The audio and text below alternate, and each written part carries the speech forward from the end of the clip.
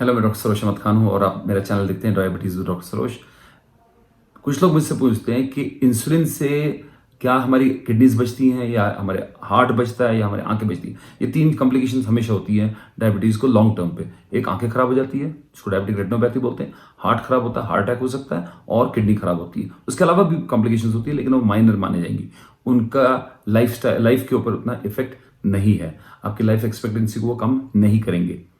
आप समझ मेरी बात। लेकिन जो ये तीन चीजें हैं इनको बचाने के लिए आपको शुगर कंट्रोल करना है। क्या इंसुलिन इन चीजों को बचाता है? नहीं।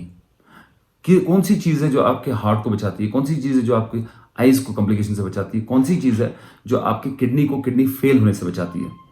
वो है गुड कंट्रोल। वो जैसे मैंने बताया, फास्टिंग शुगर लेस देन 120, खाने के बाद का शुगर लेस देन 180 और 3 महीने का शुगर HbA1c लेस देन 7%। अगर आपने इंसुलिन भी किया है और आपका शुगर कंट्रोल में नहीं है तो आपको कॉम्प्लिकेशन होंगी।